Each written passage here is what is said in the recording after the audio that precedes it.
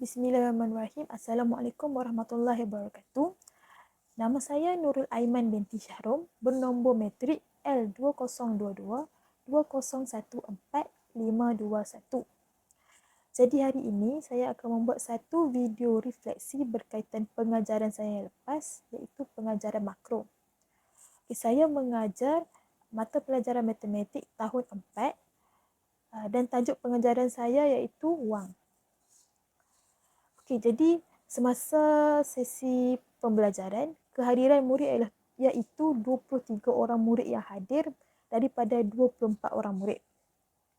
Jadi terdapat 3 objektif pembelajaran, iaitu yang pertama, murid dapat menyebut dan mengenal nilai wang kertas.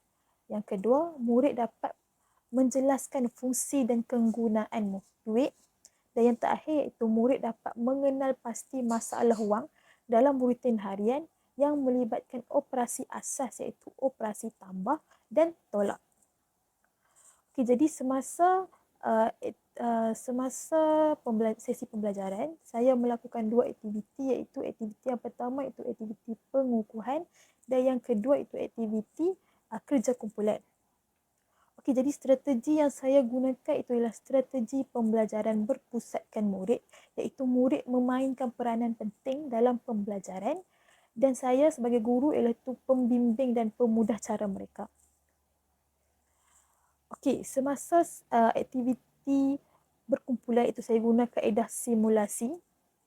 Murid dibagi kepada 4 kumpulan dan murid perlu bekerjasama dalam satu kumpulan untuk menyelesaikan masalah duit. Setiap kumpulan mendapat bajet yang berbeza dan perlu membeli 3 benda sahaja semasa sesi simulasi. Saya sebagai guru dah melekatkan di papan putih iaitu brosur kedai atau nama kedainya ialah gadget pintar. Maksudnya murid perlu membeli 1 telefon, 1 earphone dan 1 charger. Jadi murid tidak boleh melebihi bajet dan perlu membeli mengikut bajet masing-masing. Jadi daripada situ, bila ada kerja berkumpulan iaitu kita menggunakan konsep kolaboratif, iaitu murid bekerjasama dalam kumpulan dan murid menyelesaikan masalah bersama-sama. Jadi murid-murid yang pandai akan menolong murid-murid yang lemah dan murid-murid yang lemah akan belajar daripada murid-murid yang pandai. Sebab setengah murid dia malu bertanya kepada guru, tapi dengan kawan-kawan dia boleh tanya dengan baik.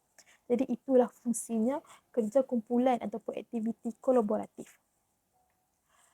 Dan aktiviti kolaboratif juga saya dapat membuatkan murid-murid menjadi berani untuk datang ke depan sebab untuk aktiviti berkumpulan saya membuatkan pembentangan ringkas iaitu wakil murid perlu datang ke depan dan membentangkan bajet yang dapat dan apa yang dibeli dan ada tak bakinya.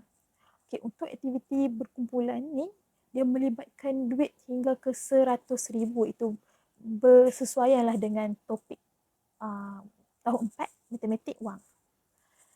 Jadi seterusnya saya menggunakan komunikasi dua hala iaitu komunikasi antara guru dan murid.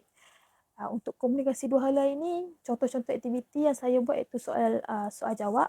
Saya bertanya kepada murid dan murid menjawab. Itu ialah interaksi antara saya dan murid. Dan juga kami bertukar pendapat, saya minta pendapat murid untuk menyelesaikan masalah wang dan murid merespon. Itu ialah komunikasi dua hala.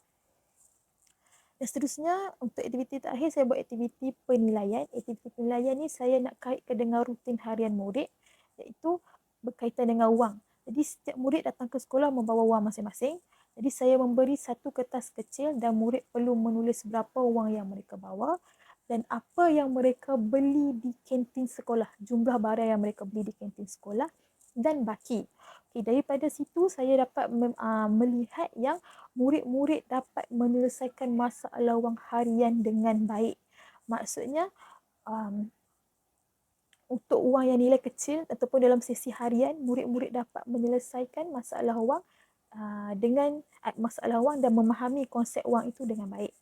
Jadi, oleh itu, untuk ketiga-tiga objektif kita itu, objektif yang pertama mengenal nilai wang, yang kedua menjelaskan fungsi dan kegunaan wang dan yang last sekali iaitu menyelesaikan masalah wang dalam rutin harian yang libatkan operasi tambah dan tolak, dan alhamdulillah ketiga-tiga objektif itu dicapai dengan baik oleh semua murid dalam kelas 4 pintar, itu seramai 23 orang pada hari itu.